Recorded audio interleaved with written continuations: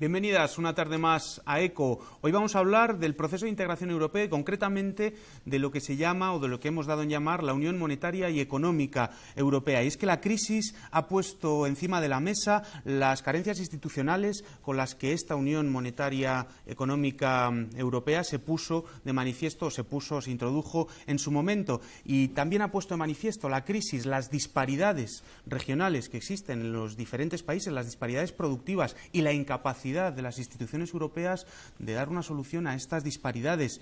Es más, lo que se ha podido comprobar con las crisis es que estas diferencias productivas, diferencias políticas, diferencias sociales se han incrementado en los últimos tiempos y la crisis ha reforzado estas diferencias. Lo que es más preocupante, las políticas que se han implementado desde Bruselas han agravado o no han sabido lidiar con estas diferencias y lo que han puesto o han reforzado la privilegiada situación de las empresas transnacionales, de las oligarquías financieras o de las grandes fortunas y de los países con mayor potencial competitivo. Bien, pues por si esto no fuera poco, tenemos que añadir un elemento más y es cómo sale Europa después de eso que se ha dado en llamar el desafío griego. Consideramos nosotros desde ECO que la respuesta que se ha dado a Bruselas, desde Bruselas a esta especie de desafío, reformulación o intento de reformulación del proceso de integración europea da como resultado una Europa más oligárquica y más autoritaria. Bien, pues este es el pasivo que queremos poner a las espaldas de este proceso de integración, en esta etapa del proceso que se llama Unión Monetaria y Económica. Y en este pasivo nosotros nos queremos preguntar cuáles son los elementos para reformular esta unión monetaria. ¿Es posible reformularla o una alternativa política progresista tiene que poner encima de la mesa la salida, la rotura de esta moneda única? Bien, pues con estos elementos, con estos mimbres, vamos a hacer el programa de hoy e intentar preguntarnos acerca del futuro, del presente y del pasado de la Unión Monetaria y Económica y del euro en el proceso que estamos inscritos. Os dejamos, en primer lugar, con el título y, en segundo lugar, con un vídeo donde hemos querido hacer un pequeño repaso a la historia de la Unión Europea con unos hitos que hemos considerado relevantes que poner encima de la mesa. Empezamos con ECO. Bienvenidas.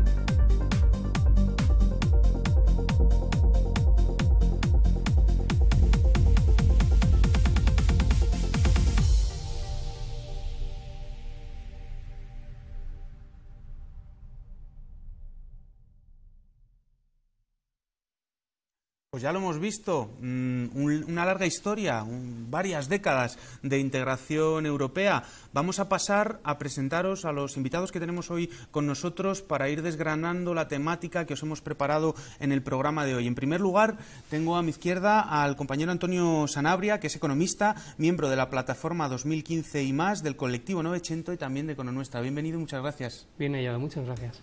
Muy bien, y también tenemos a Juan Antonio Gimeno, presidente de Economistas Sin Fronteras y además catedrático de Economía Aplicada de la UNED. Muchas gracias por estar con nosotros y bienvenido. Al revés, gracias por este programa. Y Antonio Estella también está con nosotros, es catedrático Jean Monnet de Derecho y Gobernanza Económica Europea. Muchísimas gracias por estar con nosotros, Antonio, y bienvenido. Muchísimas gracias, un placer. Pues si queréis empezamos con una primera valoración. Hace bien poquito se hablaba en el Parlamento Europeo del Estado de la Unión. Bien, pues ¿cuál es el Estado de la Unión? Centrándonos en esta parte o en este proceso de integración que es la Unión Económica y Monetaria. Antonio, si quieres empezamos contigo. Sí, bueno, yo creo que es un Estado manifiestamente mejorable, por lo menos, ¿no? Es decir, tenemos una unión monetaria muy dispersa, digamos, muy heterogénea, donde en medio de la crisis ha habido países a los que les ha ido razonablemente normal, incluso ha habido países a los que les ha ido bien. Alemania sería un ejemplo, ¿no? Evidente, ¿no? Es decir, se ha utilizado ese país como valor refugio, ¿no? En lo que a la compra de deuda soberana, por ejemplo, se refiere. Y hay países que les ha ido mucho menos bien o catastróficamente mal, que son los países periféricos y en particular algunos países del sur como Grecia, y yo mantengo que nuestro país le ha ido especialmente mal durante la crisis, ¿no? Entonces yo creo que esta simetría, digamos, en la que está basada, de la que luego hablaremos, ¿no? La zona euro se ha visto claramente, se ha puesto en manifiesto, ha emergido en plena crisis de manera muy clara, además, ¿no?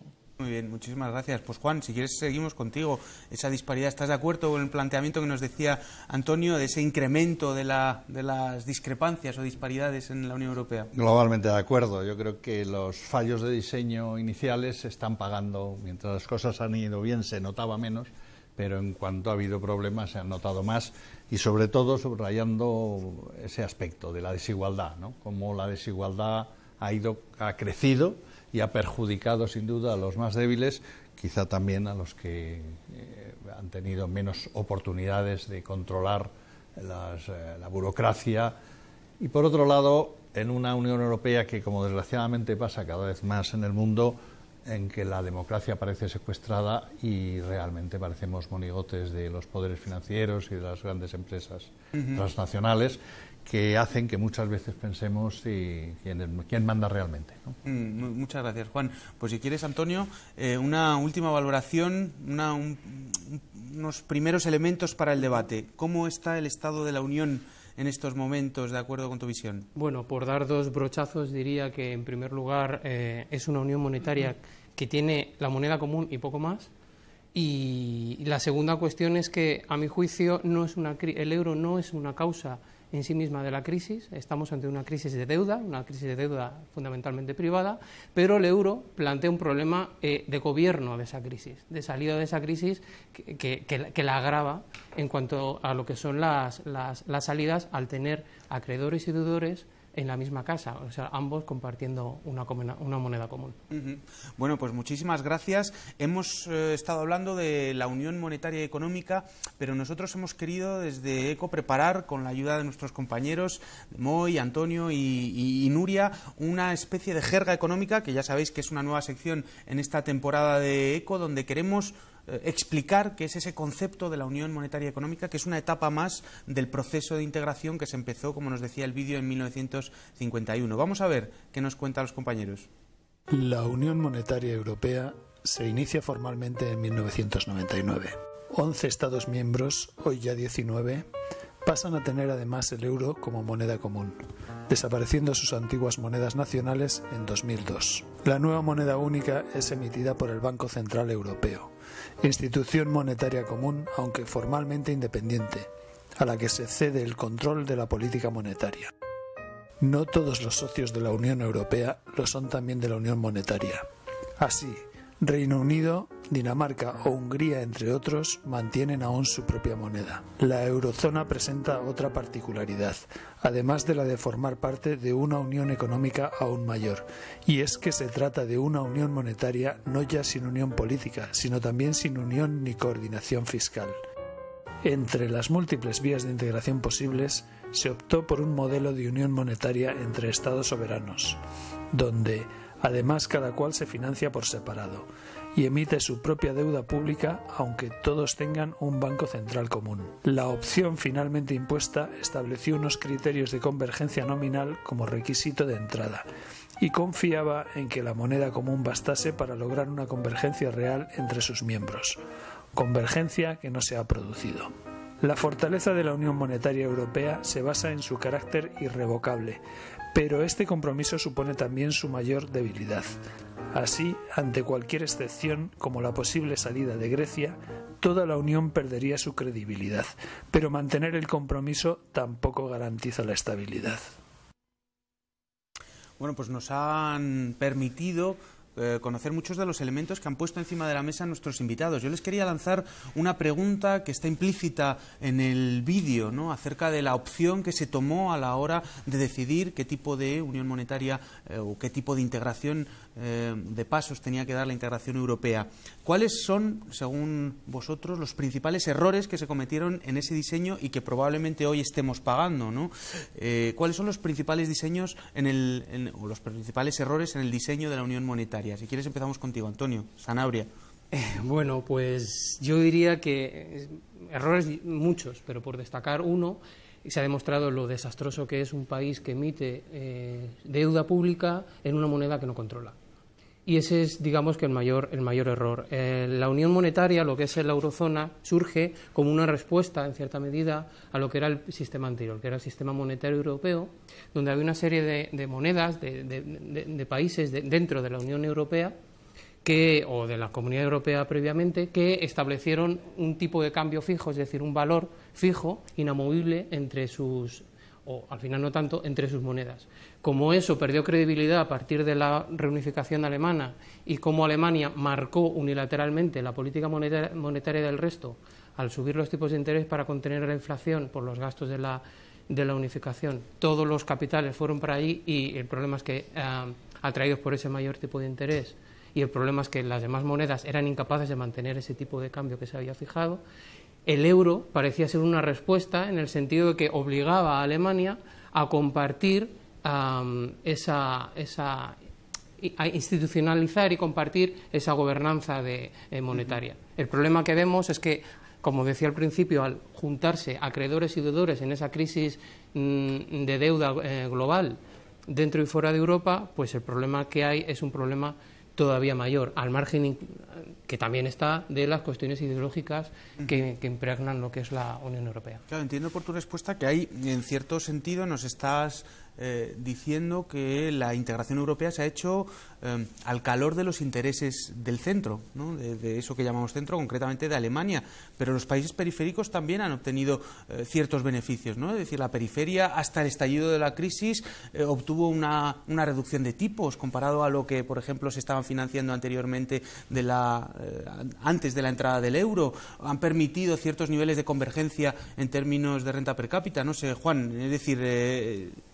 Sí, yo estoy totalmente de acuerdo con lo que estás diciendo y con lo que ha dicho Antonio, que no son incompatibles, ¿no? Claro. Es decir, que como en casi todo, pues hay luces y sombras, y es obvio que una moneda como el euro, más fuerte, implica ventajas, ¿no? Un área comercial mucho más amplia y una mayor defensa frente a los ataques especulativos y demás, ¿no?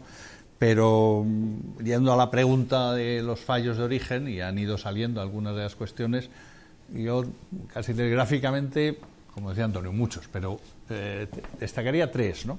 Uno, el primero, el que no hay simultáneamente una hacienda comunitaria propiamente dicha. Es decir, que la hacienda comunitaria represente un 1% del PIB europeo significa que no existe realmente, lo cual implica que tiene una incapacidad manifiesta de corregir crisis asimétricas, de corregir desigualdades, de ayudar a converger realmente, ¿no? Segundo fallo, el que en el diseño del euro se prima por encima de todo la estabilidad y la lucha contra la inflación, ¿no? En buena presupuestaria, ¿no? Sí, ¿no? Y esto implica en que en el propio diseño de otras instituciones y en las políticas, pues por ejemplo, casi la austeridad ahora que estamos sufriendo como dogma está implicando unos errores manifiestos de política que están marcando todo, ¿no? Y el tercero, ligado también a todo lo anterior, es el propio diseño del Banco Central Europeo. Desde que su objetivo prioritario es contener la inflación frente a otros bancos centrales, que el desempleo, el pleno empleo es otro de sus grandes objetivos, en el caso del Banco Central Europeo ese formalmente es un objetivo secundario, ¿no? Que ya marca. Y aparte, si luego da tiempo lo hablamos, lo discutible de su propio diseño de presunta independencia y de lo que ello supone, ¿no? Claro, independencia de quién y dependencia de quién, ¿no, Antonio? Yo estoy bastante de acuerdo con lo que se está diciendo, pero quiero retomar uno de los temas que comentabas tú antes, ¿no? Que es quizá una dimensión más política, digamos, en los errores de diseño del euro, ¿no? Te cojas al analista que te cojas, historiador económico, sobre cómo se genera, se crea el euro, todos están de acuerdo. Estoy pensando ahora mismo, por ejemplo, en Harold James, ¿no? Que es un historiador económico de la Universidad de Princeton, que ha hecho un libro excelente sobre el parto, la génesis del euro. Lo que tienes encima de la mesa son dos actores, dos países fundamentalmente, que son los que negocian prácticamente el 90% de las cuestiones relativas al euro, que son Francia y Alemania. Por motivos diferentes, digamos, ahí hay una discusión fuerte. Alemania, tenemos que recordar que se está reunificando, se acaba de reunificar, y Francia ve cómo Alemania, si no la ata, digamos, a través del euro, Alemania, digamos que se va hacia el este, hacia la famosa Ostpolitik, ¿no? La política hacia el este, y por tanto tiene un interés importante, digamos, en retener a Alemania dentro de la Unión Europea y retenerla todavía más fuertemente a través del euro, ¿no? Bueno, esta es una historia convencional. No tenemos tiempo probablemente para discutirla, digamos. Yo creo que hay algún matiz que hacer a esa historia convencional, porque yo creo que realmente al país que más le interesaba hacer la unión monetaria era Alemania más que Francia, pero bueno, esa es otra cuestión. Pero los demás actores, digamos, del momento, los demás estados de la Unión Europea en ese momento desaparecen de la negociación. El libro de Harold James cita fundamentalmente a Francia, fundamentalmente a Alemania, algo al Reino Unido, que es un país que lo que hace es hacer de Pepito Grillo, ¿no? Que va poniendo un poco todos los puntos sobre las íes de los errores de diseño del diseño que están negociando en ese momento alemanes y franceses, y que luego finalmente decide, con excelente criterio bajo mi punto de vista, salirse del euro, no estar en el euro, haciendo esa cláusula de opting out, ¿no? Que aparece en el Tratado de Maastricht, ¿no? Es decir, lo que quiero decir con esto es que esa negociación económica, monetaria, por parte de los dos grandes países del momento, de ese momento, yo creo que está en el origen de muchos de los errores que se cometen posteriormente y muchos de los errores de diseño que se producen en ese momento y que luego, digamos, vemos reflejados en este momento de la crisis. Yo creo que empezamos mal de alguna manera, ¿no? Claro. Es decir, tenía que haber sido una negociación mucho más abierta, mucho más amplia, en donde países como Italia, por ejemplo, tuvieran un input mucho más... Pero no solamente Italia, es decir, países como España, que estaban ya en ese momento en la Unión Europea, tendrían que haber tenido un papel mucho más preponderante, o por lo menos igual de importante que el resto de los Estados miembros, y no fue así. Con lo cual yo creo que eso explica en gran medida por qué se diseña como se diseña el euro y por qué tenemos los problemas que tenemos en un momento de crisis económica fuerte que en ese momento nadie pareció percibir. Es decir, el contrafactual de qué ocurriría si hubiera una crisis parece que nadie lo hace, ¿no? Ahí parece de todas maneras como, bueno, varias etapas, pero concretamente una primera tal vez en la que se imprime un carácter más social y de hecho donde se crea todas estas instituciones que se han dado en llamar estado de bienestar, ¿no? La época dorada que llaman de 45 a 73, y luego una segunda época donde la revolución conservadora se instaura en los tratados, se instaura en la integración, y es precisamente ese momento donde se crea esta unión económica y monetaria, donde los tratados parece que dejan de tener ese aspecto más social, ¿no? Que hizo de Europa una isla en el mar neoliberal y se convierte pues casi en el adalid del neoliberalismo en el mundo, ¿no? ¿Qué papel jugó la desaparición de la URSS en el proceso de integración europea? Yo creo que es relevante en en el análisis, sobre todo en la diferente naturaleza de la integración antes y después de la desaparición de la URSS, ¿no? Empezamos contigo. Bueno, yo creo que la desaparición de la URSS fue una cuestión que ayudó mucho, bueno, ideológicamente sin duda, pero eso también fuera de Europa, pero además ayudó mucho a Alemania, porque fue su principal vía de destino de su proceso de deslocalizaciones y bueno, se ha dicho que la política alemana de contención salarial es la que ha hecho ganar competitividad en los mercados y volver a ser una potencia exportadora.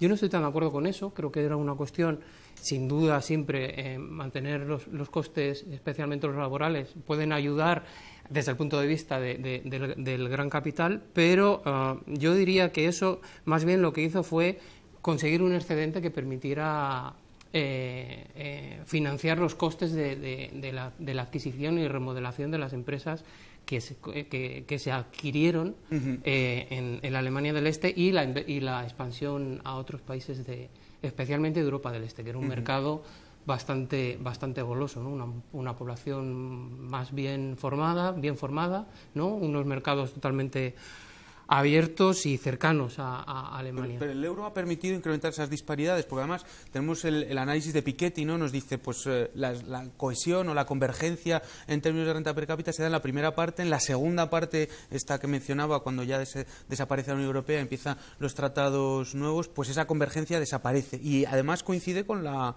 instauración del euro, con lo cual parece que el euro es uno de los elementos que ha potenciado esa divergencia entre norte y sur, o por lo menos le ha permitido que se incrementara. ¿Sí? Si me permites simplemente un matiz al hilo de eso que dices de la convergencia, depende qué convergencia y depende qué etapa temporal. Por ejemplo, buscando unos datos del PIB per cápita de España y Alemania, si tú lo comparas, en 1998, es decir, un año antes de entrar, España tenía un 79% del PIB per cápita de Alemania. En 2005 tiene un 87%. Estamos hablando de casi 10 puntos porcentuales, no está mal. Pero claro, en 2015 tiene un 75%. Es un nivel similar al de 1995. Claro. Entonces, la crisis ha hecho mucho. Y también depende de cuándo. Esto me acuerdo, en la época álgida del boom económico, especialmente en la periferia, se ponía como un ejemplo de, bueno, qué maravilla el euro. Y ahora qué desastre el euro.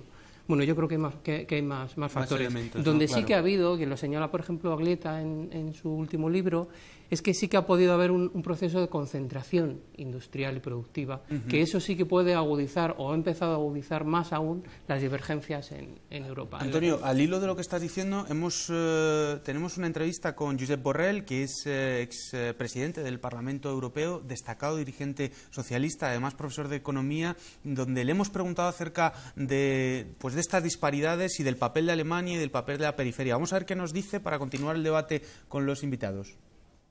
Todos los países no tienen el mismo poder. Sería utópico imaginar que Lituania y Alemania cuentan lo mismo. No cuentan lo mismo, entre otras cosas, porque no tienen los mismos votos en el Consejo, ¿no? Los votos reproducen la dimensión que cada país tiene, dimensión demográfica, económica, capacidad de influencia política, que es la consecuencia de lo otro. Y es natural que Alemania ha jugado su carta y ha impuesto su concepción de la organización de la vida económica, el famoso ordoliberalismo, y los países endeudados no han tenido más remedio que aceptar unas recetas que llevan la marca ideológica de la Alemania triunfante, que ha sacado un gran provecho de la crisis, en la medida en que sus bonos se han convertido en valores refugios, se han ahorrado mucho dinero en tipos de interés, y ciertamente estamos en una Europa conformada cada vez más de acuerdo con los esquemas mentales y las técnicas de política económica alemanas. El ordoliberalismo alemán, nos hablaba Josep Borrell. Juan, al hilo de lo que estaba comentando, y además nos lo has dicho en la introducción, ¿qué legitimidad democrática tienen las leyes que emanan de la Unión Europea, concretamente las que tienen que ver con este proceso de integración de la Unión Monetaria y el corsé fiscal en el que se inscriben las periferias y todos los que estamos en este proceso? Claro, yo creo que yo estoy muy de acuerdo en que la caída del muro de Berlín supone un cambio importante, ¿no? Ya habían empezado Reagan, Thatcher a romper determinados conceptos de la derecha, que pierde el miedo de alguna forma y se lanza claramente y hay sin tapujos a defender las posiciones ultraliberales, además con una política clara de control de la opinión pública, ¿no? O sea, yo creo que prácticamente no existen ya medios dominantes o no dominados por la ideología liberal, y esto implica el que paulatinamente van consiguiendo no solo cambiar incluso ideas comunes, sino como que buena parte de la izquierda pierde el norte y pierde la capacidad de ser crítico con esos valores. Y eso se percibe en todas las políticas, ¿no? Y luego, por otro lado, esa unión alemana repercute mucho en todo el proceso que tú señalabas, es decir, Alemania se convierte, y lo decía Borrell también, en claramente el líder, no diré democrático, de la Unión, el que marca todas las líneas, el que condiciona a todas las demás, y al mismo tiempo, al predominar de forma tan brutal los intereses nacionalistas, pues significa que se diluye dentro del propio Parlamento las posturas ideológicas. Es decir, estamos viendo cómo en cada país parecen defenderse más los intereses de país que los intereses ideológicos, ¿no? Y a veces te sorprende cómo se pueden votar unas cosas en unos momentos determinados. Entonces, yo creo que ahí, digamos, la batalla ideológica es la gran batalla que están venciendo, ¿no? Aquello de, no sé si era Warren Buffett el que dijo, claro que hay lucha de clases y la estamos ganando, ¿no? Pues desgraciadamente es un poco cierto, ¿no? Y que lo que hace falta es un rearme ideológico de valores que han conseguido que de ser dominantes pues hayan pasado a ser casi secundarios en los debates, casi vergonzantes a veces. Claro. Antonio, seguro que tienes que decir... Sí, yo por conectar un poco con lo que estáis diciendo, casi lo ilustro con un ejemplo que ha salido en la parte inicial que habéis sacado, ¿no? Sí, de la historia, ¿no? La historia, exactamente. Es que es el carácter irrevocable del euro, por ejemplo. El carácter, ¿no? Es decir, es una idea que los alemanes repiten machaconamente, y es que el euro es irrevocable, nadie se puede salir del euro, todos estamos metidos dentro del euro para siempre, etcétera, etcétera, ¿no? Y esto conecta con la idea esta del ordoliberalismo, ¿no? Que es una especie de neoliberalismo con cara, digamos, con una cierta alma social y con alguna regla así como muy rígida, digamos, como esta, por ejemplo, ¿no? Esto no es verdad, es decir, esto no está en los tratados, es mentira. Es directamente una mentira. Lo que pasa es que, no sé si era un coetáneo suyo, que creo que era Goebbels, ¿no? Que decía que si tú repites una mentira machaconamente hasta 1.000 millones de veces, al final la gente se la acaba creyendo, acaba siendo verdad. Pero no es cierto. Dicen que no se puede salir, pero no te puedes algunos salir. sí le pueden echar. No te puedes salir, pero te puedes... ¿no? Es decir, el mejor de los mundos para los alemanes. No te puedes salir por propia voluntad, pero puedes echar a los griegos, vamos, en definitiva, ¿no? Que es un poco lo que tienen en la cabeza, ¿no? Lo que les interesa ahí. Pero eso jurídicamente al menos, ¿eh? Luego hablamos de los fundamentos económicos y tal, que eso, bueno, pues efectivamente, yo no digo que no tenga costes y tal y cual.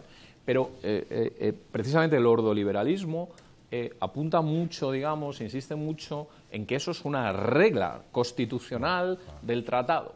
Y no es cierto, no está absolutamente en ningún lado dicho así. Se basan, por ejemplo, en que si no hubiera opt-outs, por ejemplo, a favor de Reino Unido, a favor de Dinamarca, no sé qué, no sé cuántos, ¿no? No es así, no está. Es decir, yo la sensación que tengo es que no solamente el euro está construido sobre unas bases muy sesgadas, digamos, porque las construyen, lo diseña, digamos, la moneda única, dos países, fundamentalmente Alemania. Además, no solamente está mal construido, tiene errores de diseño graves, sino que además está todo aderezado, digamos, la salsita que se pone al final para acabar de darle gusto, digamos, a esta ensalada son mentiras, digamos. Es que son cosas que no son ciertas, por lo menos desde una perspectiva más técnica. No sé si yo diferenciaría... No, pero tú lo has diferenciado. Jurídicamente es obvio que no es cierto. Otra cosa es que económicamente es evidente que para el euro es un golpe muy fuerte si alguien se sale y demás, ¿no? Entonces, que económicamente se defienda, es decir, del euro no se va nadie, es casi como defender porque si no, es verdad que pues desgraciadamente lo hemos vivido, que las presiones especulativas son tan fuertes que pueden cargarse lo que quieran. Económicamente, es decir, no tiene sentido tampoco, porque el reverso de la salida del euro es la expulsión, y sin embargo los alemanes la expulsión la ven estupendamente bien, maravillosamente bien, absolutamente. Casualmente no lo han hecho. Absolutamente, no lo han hecho los mercados, que es diferente. No los mercados son los que no ven, y ahí ya sí te doy la razón, efectivamente, porque implica, si Grecia se va, implica un haircut del 50 al 60, el lo que sea, por ciento. Entonces los mercados te dicen, un momento, que yo tengo bonos griegos y por tanto no me interesa absolutamente nada que tú te vayas a devaluar la moneda. Los mercados los que están sosteniendo al euro. Mercados, o sea, quiero decir, la gran paradoja de la historia del euro es, por ejemplo, que cuando el euro empieza, tú tienes reglas de no bailout. Son reglas de no rescate. Tú no puedes rescatar ni a Dios, digamos, dentro de la moneda única. Y sin embargo, lo que hemos visto desde 2008 hasta ahora son 8 rescates financieros. 8. O sea, no uno puntual, no sé qué, de un tal cual. No, 8 rescates financieros. 1, 2. Grecia. Pero rescates financieros a la banca y a los créditos. Tú no puedes rescatar. Sí, pero rescates soberanos, en realidad, que luego se atribuyen a la banca, como ha pasado, por ejemplo, en el caso español. ¿De acuerdo? Pero es que hay una regla de oro en el tratado, que es el artículo 125 del tratado, que dice que no se rescata absolutamente aquí a nadie. Pero yo creo que no dice exactamente eso. Sí, el artículo 125... la interpretación clarísimo. que al final, para mí, no lo dice literalmente eso. Lo que viene a decir es que ningún Estado es responsable de las deudas de otro Estado. Eso lo que hace es reforzar la idea de que cada Estado es soberano en la emisión de su deuda y que los demás no se van a ver. Pero eso no quita a que un país voluntariamente preste dinero a otro país. Que eso es un rescate, sin duda. Pero yo no veo que esté explícitamente, está astutamente, ambiguamente puesto y bien han aprovechado esa ambigüedad. O sea, lo que dice el artículo 125 es que ni la Unión Europea ni sus Estados miembros colectiva ni individualmente asumirán las liabilities, digamos, es decir, los compromisos de deuda que hayan en los que hayan incurrido. Y no los asumen, por eso prestan dinero. Los Estados miembros. No, claro, pero sí que los asumen a través del SM, claro, a través del mecanismo de estabilidad financiera, digamos, o de estabilidad permanente, hay una asunción, hay un rescate, eso no lo duda nadie, digamos, o sea, uno, y dos, déjame terminar porque la idea yo creo que es bonita, ¿no? Ilustra perfectamente en dónde estamos, ¿no? La locura en la que estamos, ¿no? Es decir, Grecia, Syriza gana con una plataforma, con un programa de no rescate, de no aceptación del tercer rescate, incluso de la última parte del segundo rescate. Gana con eso. Y cuando Syriza gana, lo primero que hace es decir, oye, no queremos el rescate, queremos o un rescate renegociado en unas condiciones absolutamente diferentes, o si no queremos rescate y aténganse ustedes a las consecuencias. Bien, lo que ocurre es que a Grecia le tuercen la mano hasta que acepta el rescate. O sea, vamos a ver, estamos en el mundo justo contrario del mundo que diseñaron los alemanes y los franceses en los años 90, en el 99, con el tratado en el 90 y pico, con el tratado de Maastricht, ¿no? Es decir, por eso digo que todo esto está aderezado, además de con unos errores de diseño sorprendentes, con toda una serie de mentiras que luego, cuando es conveniente, si uno se salta, aplica o coge o deja en función de si conviene o no conviene. Claro.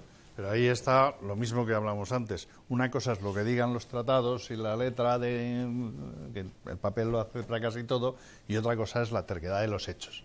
Y los hechos hoy, volvemos al principio, es que el control financiero es brutal y realmente la democracia es cada vez más formal y aparente y estamos controlados por esa situación. Y por lo tanto el debate de fondo es cómo podemos ir corrigiendo ese control externo de la democracia que tenemos. Porque al final, si no, todo lo demás pues no dejan de ser flores, pero al final es ese retorcimiento el que realmente hace que tengas que agachar la cabeza y decir que adelante, ¿no? Estamos hablando de una economía muy pequeña, No, pero es que eso es lo increíble, que una economía... Pero eso es precisamente lo relevante. No son solo los mercados. Claro. Es precisamente o no activamente los mercados. No hace falta que intervengan, ya el temor a que intervengan lo hace. La fortaleza del euro es que se salva con unas palabras de Draghi, es decir, gastando 0 euros en la intervención, y la debilidad es precisamente que una economía tan pequeña como Grecia, cuando plantea o se plantea una salida o expulsión, amenaza a todo el conjunto. Cuando tú anuncias una irrevocabilidad, aunque no esté en los tratados, pero tú presumes de una irrevocabilidad, que luego resulta que tiene excepciones, esa irrevocabilidad es intentar convencer que después de la primera o la segunda excepción ya no va a haber más, es imposible de contener, ¿no? Entonces, dejando que os plantee una pregunta, y estáis planteando lo que es básicamente el euro en la situación de crisis, ¿no? Es decir, la gestión económica que implica la moneda única de esta crisis, la gestión económica de la crisis.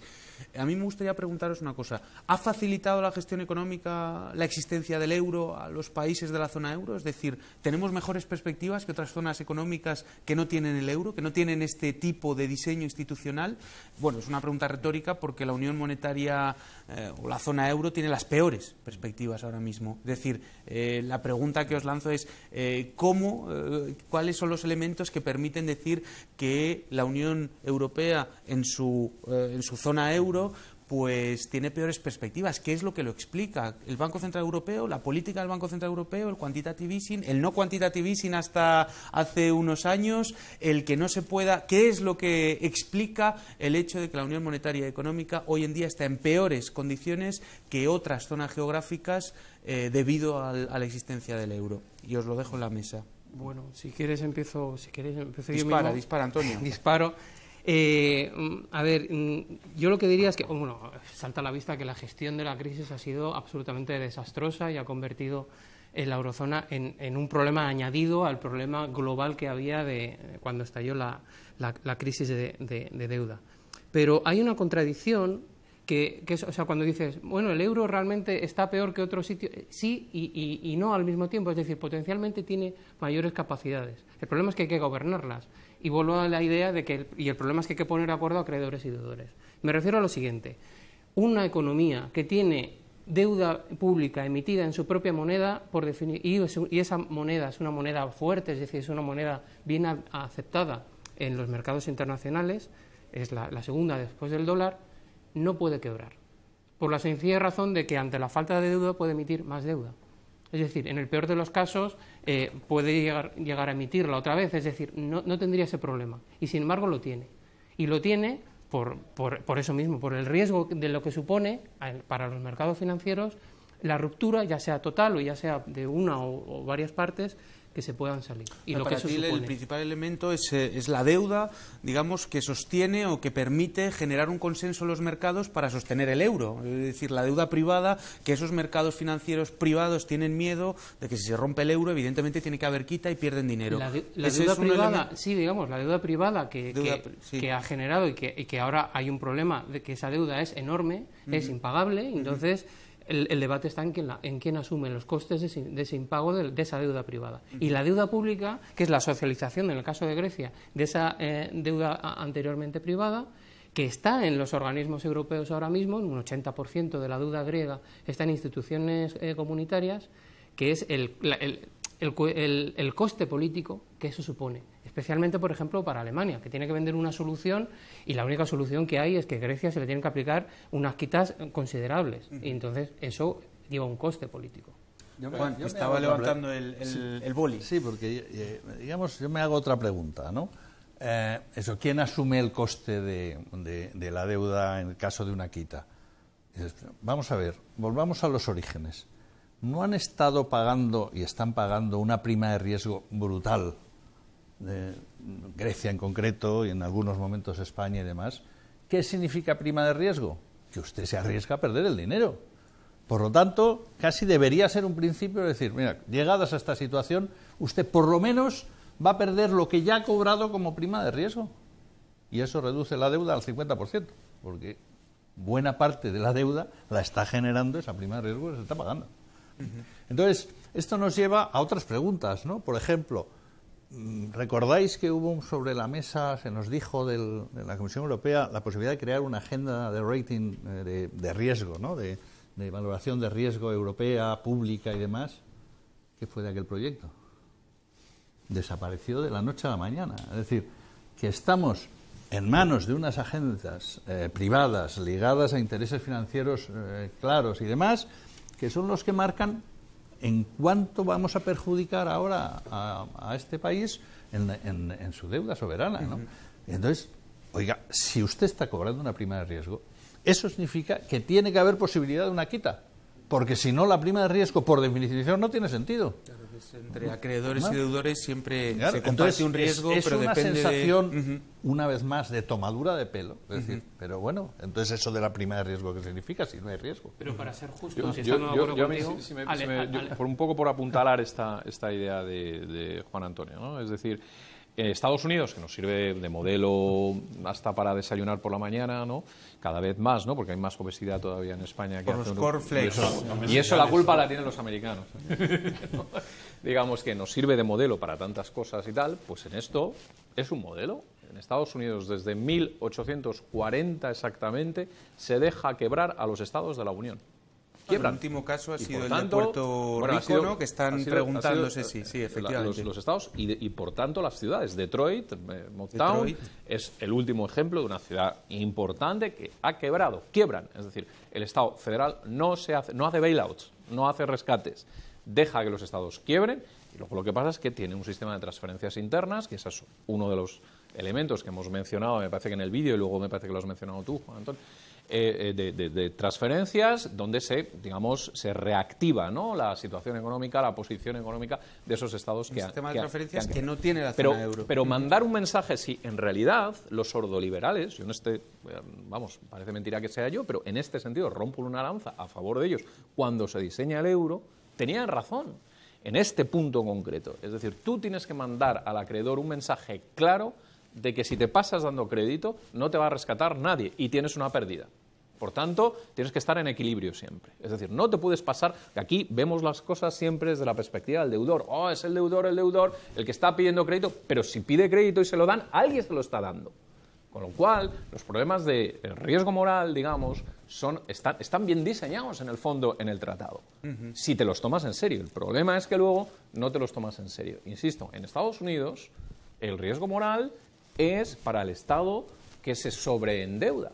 Y no hay rescates financieros, no se producen rescates financieros, ni a los estados ni a las ciudades. Sin embargo, esa parte, digamos, en la Unión Europea, que en muchos otros aspectos sí que nos hemos inspirado en la tradición americana sobre su unión monetaria con el dólar, eso, sin embargo, hemos hecho caso omiso, ¿no? Es justo decir al respecto una cosa, simplemente que... Antonio, justo antes te dejo y pasamos al segundo bloque, que tenemos un vídeo. Perfecto. Seré breve. Solo una cuestión, y es que Alemania ahora plantea precisamente eso, es decir, que se haga un tipo de legislación que permita ese método de quiebras soberanas, pero en todo caso sigue siendo un problema mayor, que es que los estados no quiebran, no hay una ley internacional de quiebras soberanas, que por cierto Naciones Unidas, tanto Alemania como Estados Unidos han votado en contra. Bueno, pero hay una tradición, digamos, de quiebras. Eso es el libro de Kenneth Rogoff, de España ha quebrado no sé cuántas decenas de veces. Y el Club de París,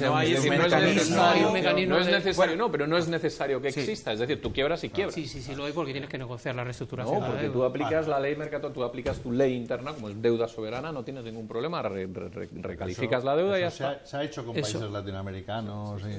Pasemos al segundo bloque, si os parece. El segundo bloque que queríamos, yo creo que hemos planteado muchísimos temas desde el punto de vista, digamos, negativo de la crítica al sistema o al método que hemos elegido de integración monetaria, pero necesitamos plantear también qué tipo de reformas se necesitan, si es que se puede reformar la unión monetaria y si es que no se tiene que plantear abiertamente la salida y la ruptura de esta unión monetaria por una nueva. Es decir, si una política progresista puede defender la remodelación de este proceso de integración o se tiene que tener una política rupturista. Vamos a ver lo que nos decía Josep Borrell al respecto y enseguida volvemos a la mesa. El margen de maniobra es muy estrecho.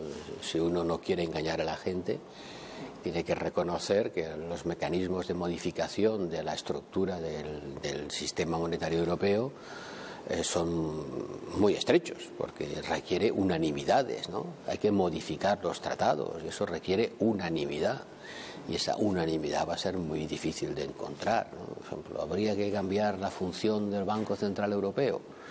Échele hilo a la cometa, tendría que conseguir que todos estuvieran de acuerdo y no lo van a estar. Por lo tanto, más vale no tocar las tablas de la ley, porque son difíciles de cambiar, pero utilizar los márgenes de juego que existen actualmente, ¿no? Y afortunadamente se ha hecho mucho más de lo que jamás se hubiera pensado. El quantitative easing del señor Draghi era algo que en el año 2009 sonaba blasfemia pura, algo inimaginable, ¿no? Una vez más a la fuerza ahorcan, y se ha acabado haciendo lo que se ha hecho sin tocar los tratados, pero sin duda alguna contorneándoles, ¿no? Ahora, modificarlos de verdad, cambiar las tablas de la ley, busque usted la unanimidad, se la encuentra.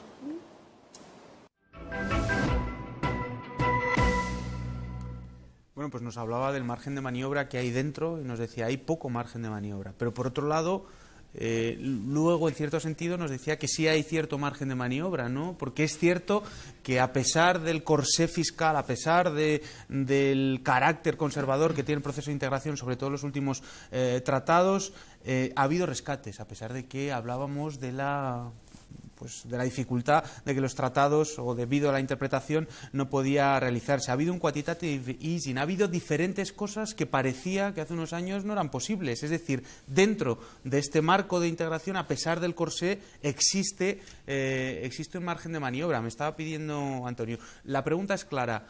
Reformar, y si es reformar, ¿qué tipo de reformas? O romper, y si es ruptura, ¿qué tipo de ruptura? Ruptura o reforma, ¿no? Vamos a ver, no, ahora voy a eso, pero yo quería decir que plantea un problema, todo lo que tenemos por delante, grave de credibilidad, y los mercados en lo que se fijan es en la credibilidad que tiene un sistema, en este caso, monetario. Es decir, tú lo que no puedes hacer en economía, en el mundo de la economía, y en particular en el mundo de la economía financiera, es fijar negro sobre blanco que vas a hacer una cosa y luego hacer no otra diferente, un poco diferente. Lo de contornear que dice Borrell, que está mejor que nunca, vamos, o sea, realmente Borrell es espectacular, lo bien que explica, ¿no?, todo este tinglao. Yo diría que contornear no sé, en catalán debe querer decir algo mucho más fuerte, ¿no?, transformar o algo así, ¿no? Porque realmente lo que se ha hecho es lo contrario de lo que los tratados decían que se podía o se iba a hacer. Bien, entonces, en este momento de emergencia probablemente no había otra salida y tenías que hacer eso. Pero los mercados que ven eso tienen un problema, y es que les genera más volatilidad, más incertidumbre, más distorsión, digamos, ¿no? En Estados Unidos, por ejemplo, la volatilidad, incluso en plena crisis, ha sido muchísimo menor. Ha habido estados que han mantenido más o menos estable su prima de riesgo, y la prima de riesgo del Estado federal ha sido, es decir, Estados Unidos es un valor refugio, de acuerdo, pero no ha sido tan. Yo creo que ese es un punto absolutamente importante, el de la credibilidad.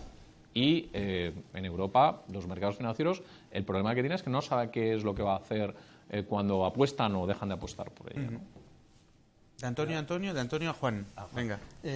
Bueno, yo estudié también Derecho y suelo decir que una de las cosas que aprendí es que toda norma es interpretable, ¿no? Y lo que fastidia es cuando se interpreta siempre en un sentido, ¿no? Porque si ese contorneo, que efectivamente es eso, interpretas las leyes como te interesan, y es bueno que se haga por otro lado, porque si no, nunca puedes prever todo en una norma. Pues el problema está en que, por ejemplo, eso, ¿no? Estamos en un club, no se pueden incumplir las reglas del club y tal, a Grecia se la ha machacado y demás, pero luego llega Hungría y dice que quiere excepcionar los temas de tráfico, de tránsito de personas y tal, y entonces ahí sí podemos admitir excepciones, ¿no? Entonces dices, una vez más nos están engañando, es decir, para lo que se quiere hay excepciones, para lo que se quiere se contornea y para lo que no se quiere no. Y casualmente es para lo social, casi nunca hay excepciones, o si las hay son regresivas, ¿no? Y para lo financiero, en cambio, pues se busca la mejor interpretación posible, ¿no? Entonces volvemos, como siempre, a la raíz, es decir, la relación de fuerzas. Claro, es decir, o conseguimos unir fuerzas en contra de quienes están mandando de verdad, o los demás debates serán, pues eso, leves contorneos, no siempre positivos, por otro lado, porque muchos de estos contorneos han sido más perjudiciales y favorables a la desigualdad que otra cosa, ¿no? Pero por ir a la raíz que decía al principio, comentaba yo al respecto que la Unión Europea se parece más al sistema monetario europeo que una unión monetaria realmente, al margen de que efectivamente hay una moneda común. Y me refiero en esa idea al hilo de todo lo que se ve ahora, más allá de la reinterpretación, que siempre hay, pero también lo tienen los estados de tratados. Por cierto, los de Maastricht lo han cambiado más que la Constitución española.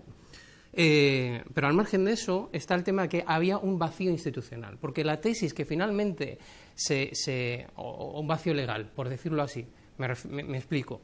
La idea que prevaleció, y se decía un poco en el vídeo al inicio, que prevaleció a la hora de establecer los criterios de la Unión Europea, o de la Unión Monetaria, mejor dicho, fue que la propia Unión Monetaria y los propios mercados generarían ese equilibrio, ¿no? Conseguirían esa convergencia que finalmente no ha sucedido. Una mano invisible de la convergencia. La mano invisible de la convergencia permitiría evitar esas tensiones y que finalmente había un aspecto político que era, no nos ponemos de acuerdo en un montón de cosas, pero ya llegará al acuerdo, también forzados por las circunstancias y por el hecho de el roce hacia el cariño, ¿no?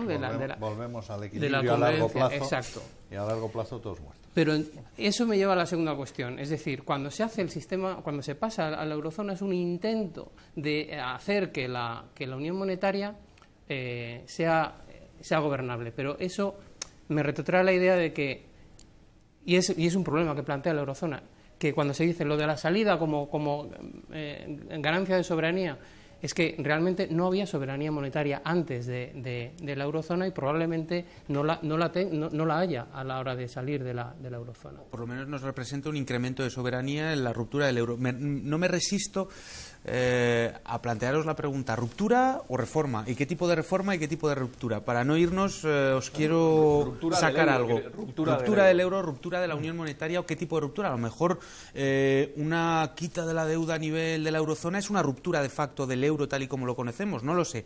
O hay que hacer desaparecer la moneda, no lo sé. Pero la cuestión es qué tipo de ruptura, si es que la necesitamos, o qué tipo de transformaciones. Se han puesto encima de la mesa algunos elementos, mecanismos de transferencia, eurobonos, la agencia de calificación europea, en fin, todo eso son elementos, entiendo yo, de reforma de la Unión que conocemos. ¿Alguno más para que porque la cuestión es que elementos de reforma los podemos extender encima de la mesa, pero ¿qué actores políticos ahora mismo en la zona euro que realmente puedan enarbolar la bandera de la transformación? Y tienen capacidad de implementar esas transformaciones los actores políticos. A ver, yo creo que estamos todos todos, por lo menos los que tenemos una visión un poco más abierta, digamos, de la unión monetaria, de los temas monetarios, digamos, tanto desde un punto de vista económico como jurídico. Estamos bastante de acuerdo, ¿no?, sobre lo que hay que hacer, probablemente ampliar el mandato del Banco Central Europeo, generar una unión fiscal de tal manera que haya transferencias, podemos hablar de eurobonos también, todo ese tipo de cosas, ¿no? Yo creo que Borrell lo ha mencionado también en el vídeo, pero es verdad que el margen de reforma, digamos, es muy estrecho, no solamente porque se necesita la unanimidad, yo creo que ese no es tanto el problema, sino porque hay actores muy decisivos que tienen una capacidad de veto claro, ¿no? Y esos actores, ese actor concretamente, es Alemania. ¿Qué quiero decir con esto? Para que todo el mundo lo entienda, es que esas reformas no serán posibles si a Alemania no le interesa. Y solo serán posibles aquellas que a Alemania le interese. Entonces, si a Alemania no le interesan todas estas reformas que yo estoy comentando, y claramente muchas de ellas no están interesados en mutualizar la deuda de los españoles, por ejemplo, o la deuda de los griegos en particular, pues habrá que pensar en otro tipo de situaciones, ¿no? Ahora, una ruptura del euro por países como pequeños, por ejemplo, como Grecia, ¿no?, se ha visto que es algo muy, muy complicado. Esto estaba encima de la mesa. Varoufakis, concretamente, tenía una agenda, digamos, de ruptura, de salida del euro, y Varoufakis ahora ya no está en el gobierno, muy poco tiempo después de haber ganado Syriza por primera vez, ¿no? Es decir, la ruptura, si no es una ruptura concertada, digamos, por varios países que estén en la misma situación, es una ruptura, yo creo que complicada. Pero rupturas de zonas monetarias ha habido, la Unión Monetaria Escandinava, la Latina, etcétera, etcétera, ¿no? Es decir, se han producido el caso de la paridad peso-dólar. Es decir, hay casos, yo creo que no nos tiene que dar tanto miedo, digamos, hablar por lo menos de ese tipo de temas, incluso en algunos casos plantearlo, ¿no? Yo estaría por una reforma radical, o sea, que casi conceptualmente pudiera calificarse de ruptura. La ruptura, por lo menos en la dirección de integración actual. Yo creo que porque las incertidumbres y los costes, lo mismo, ¿no? A largo plazo serían a lo mejor más ventajas que inconvenientes, pero a corto plazo pasaríamos unos años probablemente muy malos, ¿no? y con más fragilidad. Por lo tanto, yo estaría por una reforma profunda, ¿no? Coincidiendo con el análisis político de la dificultad que señalaban tanto Borrell como Antonio, ¿no? Pero, por ejemplo, eso, ¿no? Una revisión a fondo del Banco Central Europeo, que implica, entre otras cosas, discutir el mito de la independencia de los bancos centrales. Esta es una de las cosas, es decir, bueno, ¿por qué esa política tan importante como la monetaria está exenta de control democrático? No, señor. Es decir, no se cubren los puestos de decisiones políticas por oposición, ¿no? Segundo, todo el tema de la Hacienda que hemos dicho, la existencia de fondos de cohesión, ¿no? O sea, que son fundamentales por ejemplo, ¿por qué no un subsidio de desempleo europeo?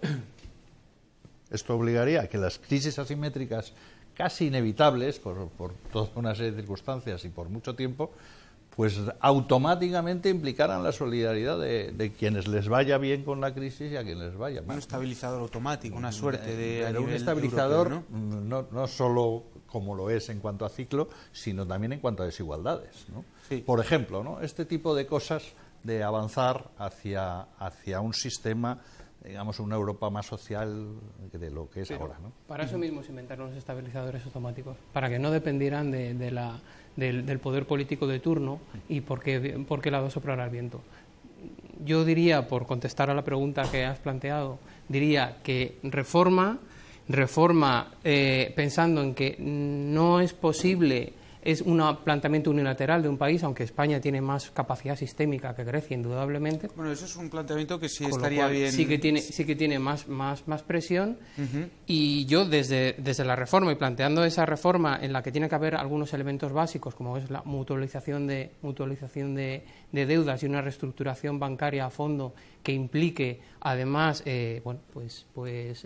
que sea inevitable cuando se hagan esas quitas de deuda privada y esa limpieza de deuda privada, que es lo que está atenazando realmente la demanda agregada.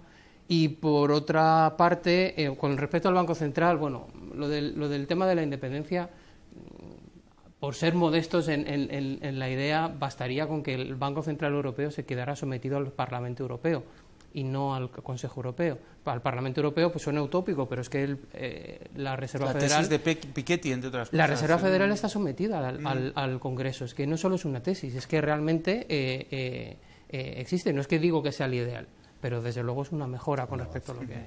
Si queréis, lo que podemos hacer es una ronda de cierre, porque es un tema apasionante y habéis puesto encima de la mesa muchísimos elementos. Estaríamos aquí hablando pues por lo menos otra horita, por lo menos. Pero yo creo que 20 segundos de cierre de cada uno para darnos pues eso, una visión final acerca del tema. Antonio, si quieres empezamos contigo. Sí, yo creo que el euro en principio está aquí para quedarse. Hay que tener claro que es difícil hablar de rupturas, sobre todo rupturas unilaterales y por parte de países específicos, ¿no? Pero que quizá si hubiera alguna coalición de países, yo creo que tú insistías un poco en esa idea, ¿no, Antonio? Una coalición de países un poco con las mismas agendas, digamos, de reforma monetaria, se podría llevar a cabo quizá no la ambiciosa, pero sí la mínima, digamos, que necesitamos, y en segundo lugar plantear algo así como una especie de ruptura coaligada o algo así de la zona euro. Lo que sí que es verdad es que un país solamente, incluso países grandes como España e Italia, digamos, es complicado, ¿no? Yo creo que tendríamos que estar hablando de más países, y eso yo sinceramente no lo veo en este momento. Juan. Yo en el fondo pienso que lo que habría que intentar es romper esa estructura de países en las negociaciones, es decir, apostar realmente por una Europa de los pueblos y de las personas, y eso implica un rearme ideológico de todos aquellos que creemos en la Europa de las personas, ¿no? Y por lo tanto tener una fuerza democrática para intentar esos pasos que mientras sea entre naciones van a ser muy difíciles, porque como las opiniones públicas están controladas por unos medios dominados por los liberales, pues realmente es muy, muy difícil. Entonces, Yo lo siento, pero voy casi a las raíces, es decir, hemos hablado, hemos apuntado reformas, pero solo se las haremos posibles si hay mucha gente empujando para otra Europa y otro euro, ¿no? Antonio. Bueno, incidir un poco en la línea de lo que ha planteado Antonio, en que una ruptura unilateral es, yo diría que ingobernable, esa salida unilateral para un gobierno que lo decida, pero se pueden plantear negociaciones, que el costo o la dificultad de hacer una negociación entre un grupo de países para salir es más o menos el mismo que puede ser para intentar reformarlo. Quiero decir con esto que se puede plantear desde una visión más colectiva esa reforma, pero sin descartar en ningún modo, en ese sentido, una salida, que el euro ni estará para siempre ni ha estado siempre. Muy bien, pues muchísimas gracias. Yo personalmente he disfrutado mucho del debate, así que nada, muchísimas gracias por vuestra visión y os esperamos otro día por aquí. Os emplazamos a otro debate del euro. Otro euro es posible. Otro euro es posible. Muchísimas gracias. Gracias, un placer. Pues ya lo habéis visto todas vosotras. Teníamos 3 invitados hoy. No ha coincidido que no teníamos a ninguna mujer, pero bueno, no queríamos dejar pasar la ocasión de recordaros que hace 84 años, el 1 de octubre, pues se aprobó la Constitución, o en la Constitución de la Segunda República, el voto femenino. Y desde aquí queríamos, desde ECO, hacer nuestro pequeño homenaje a ese hito en la historia de la democracia de este país. En cualquier caso, yo quería dejar encima de la mesa una frase que probablemente se podría atribuir a cualquiera de nuestros invitados, y es que es pequeño el margen de reforma, pero no el margen de cambio. Es decir, hay posibilidades de cambio de esta zona y de esta zona euro y de esta unión monetaria económica, y para ello necesitamos la construcción de actores políticos que, entre otras cosas, y desde la periferia, están reclamando ese cambio en la dirección del proceso de integración. Bien, pues desde aquí nosotros queríamos aportar este granito de arena con nuestro debate. Y, como siempre, no queremos irnos sin anunciaros 2 eventos. El primero de ellos es el jueves 15 de octubre en Madrid, en el Auditorio Palacio de Cibeles. Son las Jornadas Internacionales sobre Prostitución y Trata de Mujeres. La prostitución es incompatible con la igualdad entre hombres y mujeres, es el título de este evento, y se produce desde las 10 de la mañana hasta las 7 de la tarde. Así que en Internet podéis encontrar toda la información. Y el segundo de los eventos es la 6ª Escuela de Formación de la Fundación Europa de los Ciudadanos. Se producirá en Madrid el 23, el 24 y el 25 de octubre en el Centro de Formación de Abogados de Atocha de Comisiones Obreras. Y es en la calle Sebastián Herrera, número 14, de aquí de Madrid.